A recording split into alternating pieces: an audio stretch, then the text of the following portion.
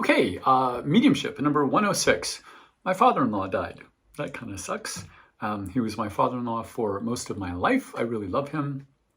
And I think that this is the first close to me death that has happened since officially becoming a medium or doing this kind of work. So I looked it up in my video number 91, when mediums' loved ones die. I say there, and I'll say it here, that I'm aware of him on and off.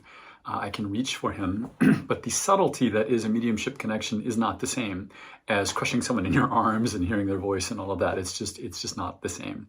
So this has brought up all kinds of feelings for me, many of which I expected, like remembering my own parents and grandparents' passings, because they're all, generations above me. But one of the more surprising is how much I find myself missing peers, friends of mine that I've outlived. Which is interesting. I didn't expect that. A nice surprise, if you can characterize it that way, is a few days after my father-in-law passed, my husband came to me and he said, this is not going to sound weird to you, but it's really weird for me. I can feel my dad. I was like, welcome to my world, because I feel people all the time. I don't know who they are until I start getting feedback from a client, but he now has firsthand experience with that, feeling someone. You can't see or hear anyone in the room, but you're aware of somebody and you know who it is. So it's a sad way to come to it, but he has a new level of understanding of what I do. So that's kind of cool. I just wish it had happened a different way, but that's neat. I was in the hours and days immediately following my father-in-law's passing. I was aware of him a lot, really clearly. And I thought, am I getting into my head about this? Because I could hear him so clearly in my head. And I just thought, well, I'm just going to say out loud what I'm hearing. And I would imitate his voice in, certain situations we'd be in. And my husband would look at me sideways and say, yeah, that's what my dad would say. So I don't know, it felt right. I found him. I found the body. That experience was not as bad as I would have thought that it would be. This might be too much information. He was quite warm. It was either moments or minutes after he had passed. And that actually made it harder to determine if he really had passed. But he had. And finding him so quickly, warm, made it easier. I don't know how to explain that. It was like he was in a very deep sleep, kind of. But anyway, I found him. I've now handled a dead body. That was a first, and someone I really love. So there's that. The hardest part of all of this for me, and this has never come up in any of my videos because I hadn't experienced it yet, is what do I do for my husband? Right? What do I do for someone else that I love? Because he's a very stable, emotionally mature person, and I've never seen him so thrown by an experience as this.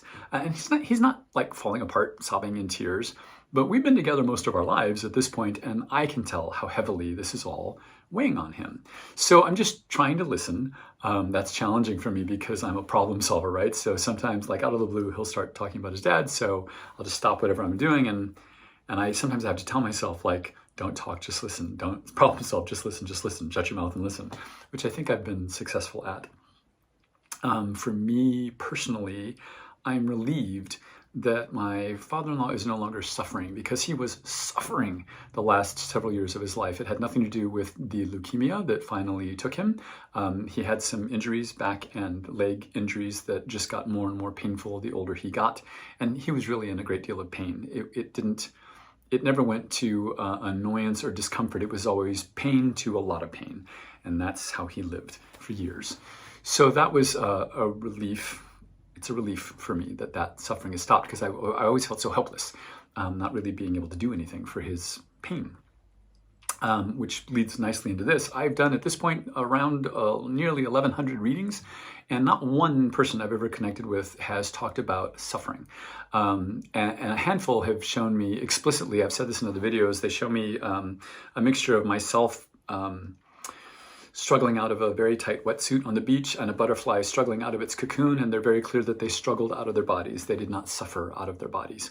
And I've seen some really graphic, horrific deaths, and you would think they had to have suffered in those circumstances. But that's not what that memory, that experience does not carry with them into the next phase of their existence. Nobody references In fact, several have said, yeah, I didn't suffer, or it wasn't like you thought, or it wasn't as bad as it seemed.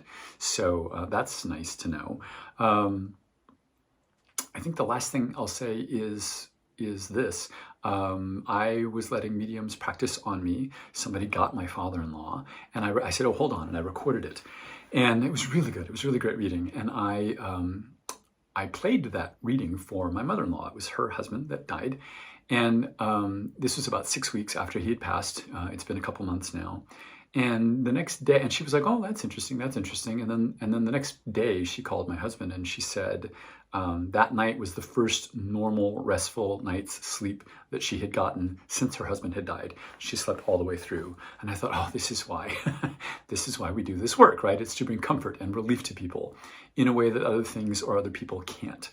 So that's all for this video update on my life and my closest encounter with a loved one passing since officially becoming a medium.